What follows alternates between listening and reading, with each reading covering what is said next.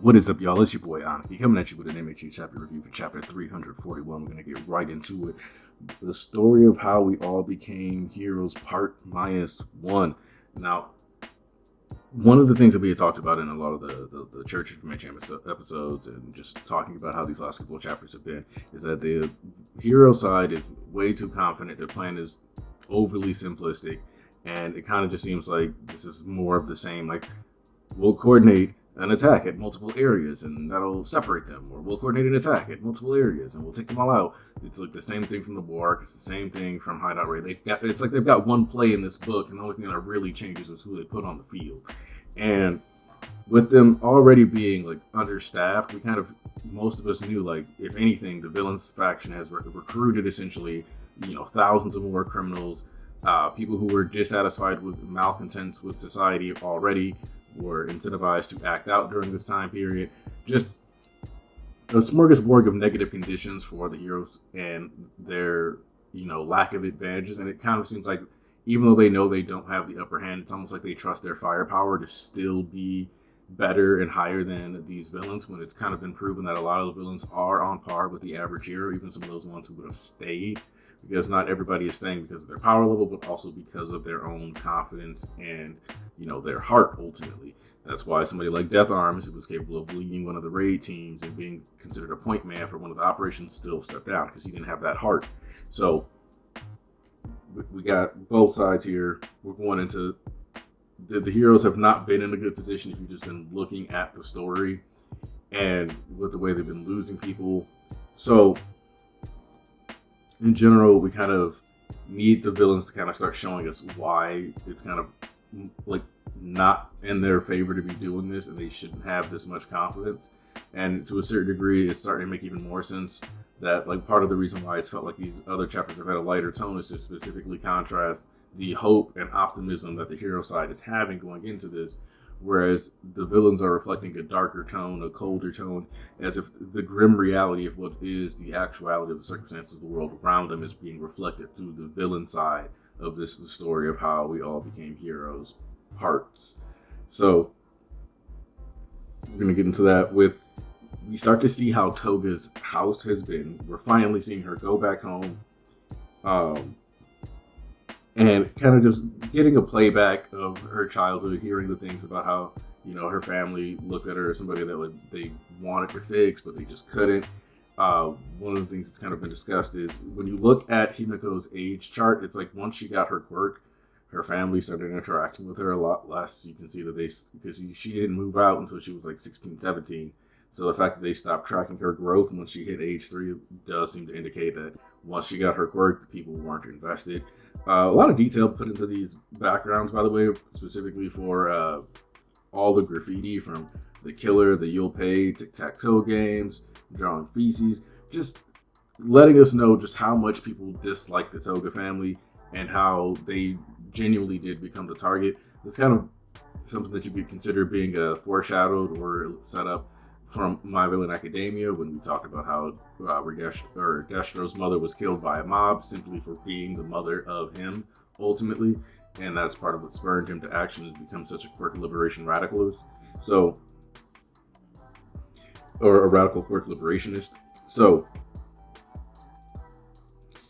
when you have all these things playing through, like that she'll never be accepted, this is the demon's room, idiot, vampire, just all these things just thrown across the walls. And to a certain degree, it is true that you don't get to just live how you want to throughout life all the time. You are always going to have to do something else. If you have a job, you're always going to have like some extra responsibilities. If you move up within a company, sometimes maybe you got to come down on somebody for the way they mismanage something or something like that. Just all these different things. And while that's true, the way that they kind of like taught Toga, it just didn't work. And we get into one of these sequences now where we find out, even in Toga's childhood, in her dreams, she was plagued with this stuff. And we see her actually biting in her own arm just to bleed out because she would have a dream of a red sparrow. Now, with this particular, I want to take the time to sidetrack here with this red sparrow thing. There's a good chance that this is about Hawks. It could be about Hawks. Remember, Hawks' wings are red. He's the one who killed twice. Toga wants revenge for twice, so this is looking like it could potentially be foreshadowing of to a certain degree, Hawks potentially being the one to kill her. The bird covered in blood would be the red-winged bird, would be Hawks covered in blood. So a lot of people have thought about Toga potentially killing Hawks, but it could turn out that the big twist on this story is that Hawks will end up killing Toga, just like he ended up killing Twice. So that could really truly be what we're going for here. Obviously, what this could also do is just lead to Hawks having a terrible PTSD episode and him just being destroyed, because it's important to note that during My Villain Academia, when we got that bird-based flashback, it was Toga having caught a bird and biting into it and, with love and adoration. So we could have that be the case too. We don't know which direction this is going to go, but then I also just want to highlight that when we get the scene of her laying there after the bird is ripped into her and is more or less disemboweling her, we see that there's an emphasis on red spider tiger lilies, and there's actually a pretty large multitude of phrases or meanings behind the spider lily. And so you had certain time periods when the spider lily, and it'd be considered like a time of celebration, and it would, lead towards good things or good tidings. But we've also had it come to mean things like death. Specifically, it's often used to depict final goodbyes in Buddhist culture.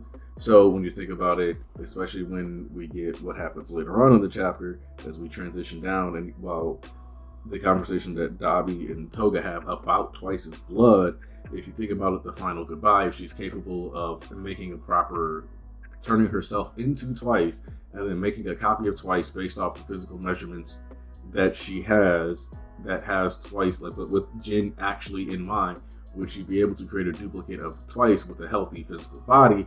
And thus we would have a clone who at this point would be born with the knowledge that the actual Jin Bubagawara was dead. And as a clone, they would have to live their life carefully, because they truly would be a clone susceptible to being destroyed and fading forever.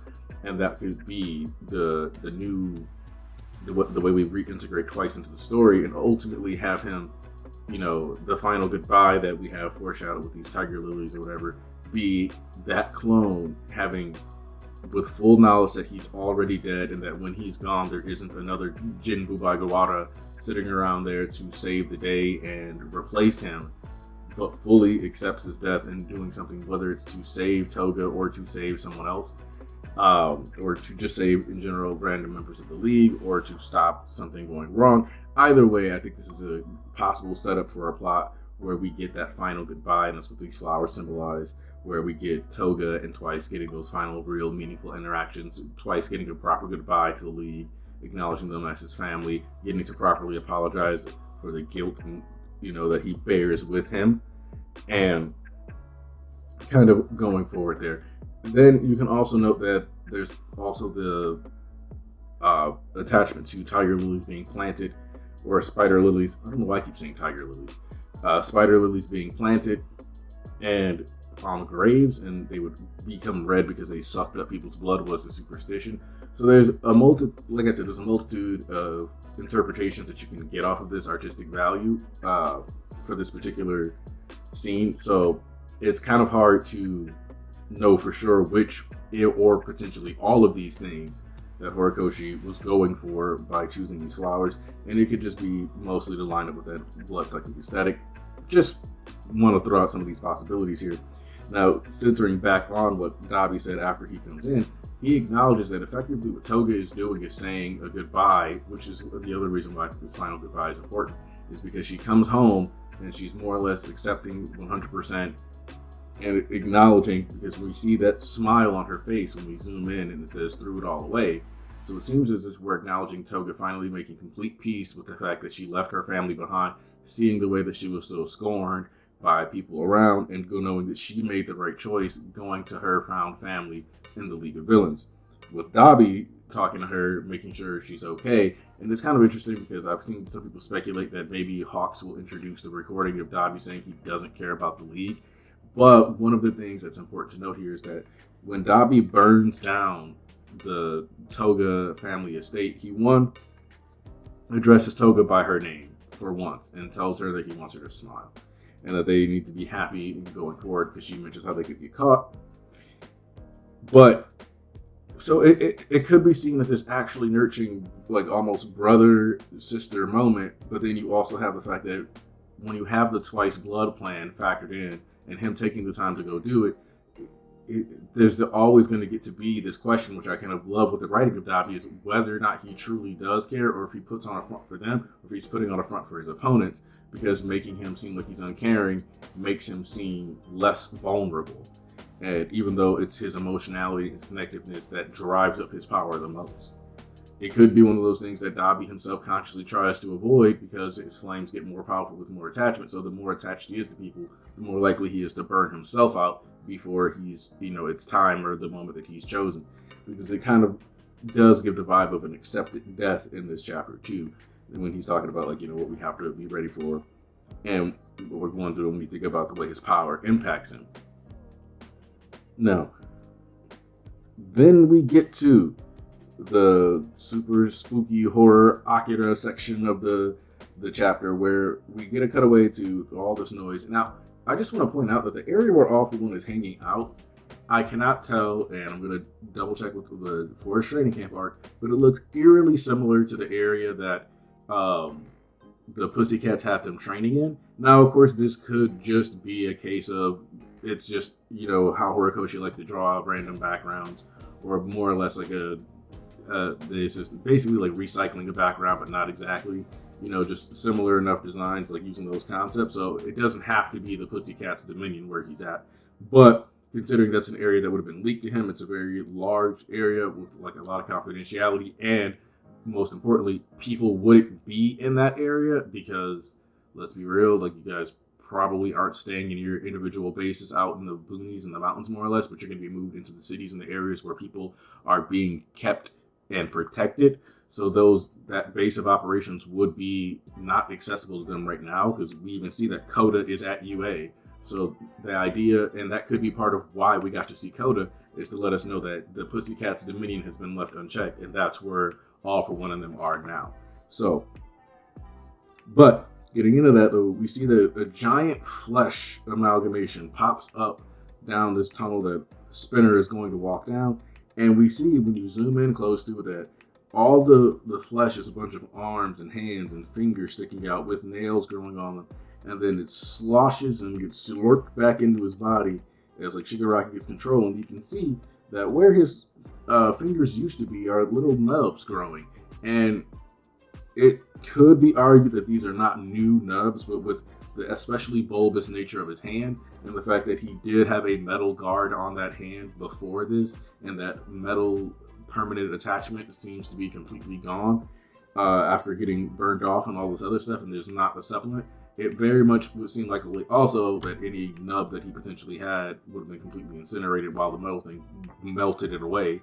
But, maybe he could have regenerated from that. So his regeneration and his body seem to be hitting a brand new level. Now, All For One says that he is surviving Quirk's singularity and making it past that endpoint. And to a certain degree, I think that what would be causing this then is not only, this is only possible because of what Star and Stripe did. In essence, what Star and Stripe did, while yes, she did take out a bunch of quirks, she caused all the quirks within his body to act in an aggressive manner, basically comparable to an immunoinfection or immunodisease. And now that all those quirks are acting up and fighting and kind of going at it, his body is basically getting to experience what Quirk Singularity was supposed to be, which is like this body not being able to handle the software within it, breaking down, etc. And it might just be that because his body is having this more or less allergic reaction to these quirks now, if his body overcomes it, if you see him growing those fingers out, getting completed, having his body restored finally, being able to function again, it will effectively be that the body that he has officially evolved to a point where it can handle a multitude of quirks. It can do what's necessary. It is that but we also might be getting him turning into that giant blob towards the end. It's worth noting that there was that art exhibit feature with Aoyama where he was next to this giant eye and blob that had all these tentacles, kind of showing, it easily could be an ever-present, overbearing, watching over people eye of hostility, and like that amalgamation of power the tentacles reaching out, trying to take everything within. So that surviving Quirk singularity theory might literally be if you can survive and handle and endure what would be the endpoint of your body and have it actually recover and bounce back, you'll effectively gain immunity to the degradation of quirks, or like the breaking down of quirks in that particular way. So in a lot of ways, people have thought that Star and Stripe was sent into this story to like nerf Shiggy, but ultimately it's seeming like her intervention will actually lead to him being a more powerful and complete version of himself. So that could be something fun to, depending on how the story goes, obviously, because I think there will be some instability that comes along with this power based on the way we see his body in the process of trying to heal one hand grew like an entire, I don't know, like at least a couple dozen arms, and then had to pull that back in to get it together. So now one of the things that I think that All For One does here is what my lady refers to is Bill Clintoning, where Spinner asks him if Tomura Shigaraki will still be Shigaraki. Now, we understand that what he means by this is, will that still be the guy that he was playing video games with? Will that be that Tomura Shigaraki? Will that be Tenko Shimura, essentially?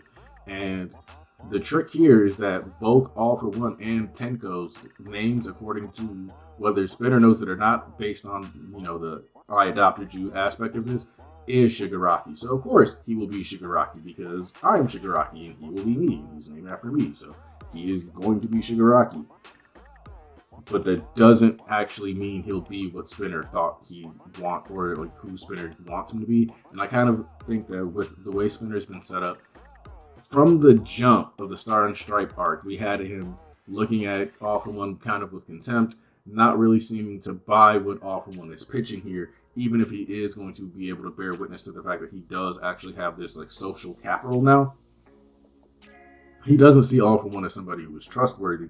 So it kind of feels like more and more that Spinner may become the true undoing of All For One, and the thing that allows Shigaraki to make it through, because that hand the last time helped bring All For One to the surface, but it could be that that hand reminding Shigaraki of all the ways that All For One has controlled his life does a reverse and brings Shigaraki to the surface and lets him finally completely overtake All For One and stop being Melvin and go back to being his own person. Now, Skeptic once again highlights why whatever happened with MHA's My Villain Academia adaptation in the anime is going to have some serious issues for some of the viewers going into the future, because what we find here is them talking about directly that there's a disproportionate amount of heteromorphs who are criminalized and treated as actual problems and more or less imprisoned, etc. And they're very much letting Spinner know, like, because you are a heteromorph, because you stand out, because you got this social position. And he kind of doesn't buy it at all. He's like, yeah, sure, like, I'm this so great dude, because he understands that he's actually just a normal dude, and even says so in his narration. You know, he's like, what did he say? No matter how an average dude like me feels about it. And that's the thing, is that Spinner is fully aware that he isn't some special, over-the-top, crazy villain. He's just a dude that latched on to one of his friend's ideas and was along for the ride, and the ride just got crazier and crazier. And now he's here. And that's kind of one of the big differences between like All For One, somebody who became a villain because he decided he wanted to be the ultimate demon lord while not reading books, and Spinner, who was somebody who was disenfranchised. There's an exploiter here, somebody who's trying to exploit the actual grievances of these people, and then the people who are actually in that position to have all this militaristic power, that's not what they wanted in the first place. They wanted more peace. They wanted, you know, an environment where they could just be themselves and not have to worry about harassment or being treated like less than. So this whole like military campaign and this power that Spinner now has access to, while it technically in the long term can grant him the ability to get that peace, this is not really how he wanted the peace that he's acquiring. And that's something that he's had to come to terms with. But he does want his friend Shigaraki, the person that he rides with, to be safe and protected. So he's going through with this. So, and the final thing is that we get the reintroduction to one of the Violet commanders, the guy who's got like a 3-point mask. I can't. Basically, you know, my boy East calls him Greninja. We see that the Sludge villain from Chapter 1 is back, and the final page saying, "Know this, Iguchi, everyone can be somebody's hero," definitely highlights what I've been speculating and talking about, a Spinner potentially being the one to save Shigaraki, or Spinner being able to help Shigaraki overcome these situations with All For One. So I'm really looking forward to this. This video has already hit 20 minutes, so I'm going to try to leave it around here. Let me know what you guys think. Let me know what ideas you have about how this plot is going to go and how you've been feeling about it. That's all I'm going to say for this. Hope to see you for the next Church of MHA and other content that I'll be releasing. I'm Aniki. I'm out.